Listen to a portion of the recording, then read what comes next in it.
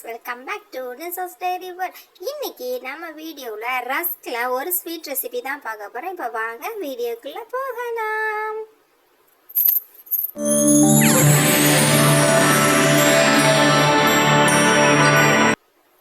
நம்ம இப்போ sweet recipe செய்யறதுனால இப்போ வந்து ஸ்டவ் ஆன் பண்ணி அதில் ஒரு பேன் வச்சு அதுக்கு வந்து ஒரு 100 கிராம் போல் சுகர் சேர்த்துக்கலாம்.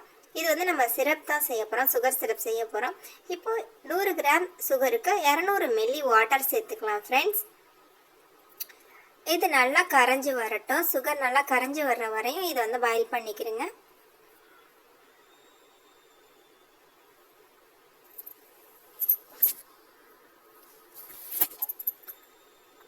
பாருங்க எப்படி வந்து கொதிச்சு வருதுன்னு சொல்லிட்டு. இது வந்து கம்பி பதம் அந்த இதை எதுவுமே நமக்கு வேண்டியதில்லை. சுகர் நல்லா கரையட்டும், அதை எடுத்துங்க. இப்போ வந்து நான் ரஸ்க் எடுத்திருக்கேன், எலக்ட்ரிக்ஸ் தான் எடுத்திருக்கிறேன். இது வந்து 1/4 கிலோ இருக்குது ஃப்ரெண்ட்ஸ். இதை நம்ம ரஸ்க் அப்படியே எடுத்து நம்ம சுகர் சிரப் இருக்கலாம் அதில் எல்லாத்தையுமே நம்ம சேர்த்துக்கிடுவோம்.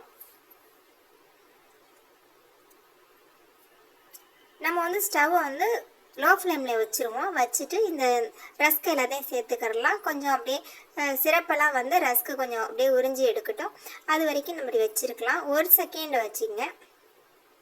சாரி ஃப்ரெண்ட்ஸ், 1 நிமிஷம் வைங்க. ஃபஸ்ட்டு 1 நிமிஷம் வச்சுட்டு அப்புறம் பெரட்டி போட்டுட்டு 1 நிமிஷம் வச்சுட்டு நம்ம வந்து இதை வந்து எடுத்து ஒரு பிளேட்டுக்கு மாற்றிக்கலாம். இதே மாதிரி நம்ம எடுத்து வச்சுருக்க எல்லா ரஸ்கையுமே 1/4 கிலோ ரஸ்க் இருக்குல்ல, எல்லாத்தையுமே நம்ம எடுத்து இந்த மாதிரி சிரப்பில் போட்டு எடுத்துக்கலாம். இப்போ சிரப்பு வந்து அது கரெக்டாக இருந்துச்சு. இப்போ அடுத்த ப்ராசஸ் செய்யணும். இதுக்கு வந்து நம்ம வந்து ஒரு பாத்திரம் எடுத்து கார்ன்ஃப்ளவர் மார்க்கில் அதை நம்ம வந்து 2 டேபிள் ஸ்பூன் போல் சேர்த்துக்கலாம். கொஞ்சமாக தண்ணி விட்டு இதை வந்து கட்டி இல்லாமல் நல்லா கரைச்சி வச்சுக்கலாம். நான் வந்து இதுக்கு வந்து பசும்பால் எடுத்திருக்கேன் ஃப்ரெண்ட்ஸ். இந்த பாலை வந்து இப்போ நம்ம வந்து 1/2 லிட்டர் பாலுன்னு சொன்னால் 1/4 லிட்டர் வர அளவுக்கு கொஞ்சம் நல்லா வத்த காய்ச்சி எடுத்துக்கலாம். அப்படி இல்லை அப்படின்னு சொன்னாக்கா நீங்கள் வந்து மில்க் பவுட்ரு இருந்துச்சுன்னா நீங்கள் அதை சேர்த்துக்கிறங்க. 1/4 லிட்டர் பாலில் 2 டேபிள் ஸ்பூன் போல் மில்க் பவுட்ரு சேர்த்துக்கிட்டிங்கன்னா இந்த திக்னஸ் வந்துடும் உங்களுக்கு. நான் இப்போ வந்து காய்ச்சி வச்ச பாலை தான் மறுபடியும் வேறு பாத்திரத்தில் சேர்த்துக்கிறேன். ஃபஸ்ட்டு நான் வந்து 1/2 லிட்டர் பாலை 1/4 லிட்டராக காய்ச்சி எடுத்துட்டு அப்புறம் மறுபடியும் அந்த 1/4 லிட்டர் பாலை வேறு பாத்திரத்தில் வச்சு மறுபடியும் காய்ச்சிறேன். இப்போ நம்ம கரைச்சி வச்சோம்ல கார்ன்ஃப்ளவர் மாவு, அதை இதில் நம்ம வந்து சேர்த்துக்கலாம். சேர்த்து நல்லா மிக்ஸ் பண்ணி விட்டுக்கலாம். இப்போ கொஞ்சம் கைவிடாமல் கிண்டிக்கிறங்க. ஏன்னா கொஞ்சம் வந்து அப்புறம் வந்து அடிப்பிடிக்க ஆரம்பிச்சிடும். பாலும் கொஞ்சம் திக்கலாக இருக்குது, கார்ன்ஃப்ளவர் வேறு சேர்த்துருக்கோம்ல, நல்லா திக்கலாகிட்டே வரும். நல்லா மிக்ஸ் பண்ணி விட்டுட்டே இருங்க ஃப்ரெண்ட்ஸ். ஆனால் கண்டிப்பாக மீடியம் ஃப்ளேம்லேயே வச்சுக்கோங்க ஸ்டவ்வை. லோ ஃப்ளேம்லாம் வைக்காதீங்க, மீடியம் ஃப்ளேம்லேயே வச்சுங்க. இந்த மாதிரி மிக்ஸ் பண்ணி விடுங்க. பாருங்கள் எந்த அளவுக்கு திக்காகிட்டு இருக்குது. இன்னும் கொஞ்சம் திக்காகட்டும்.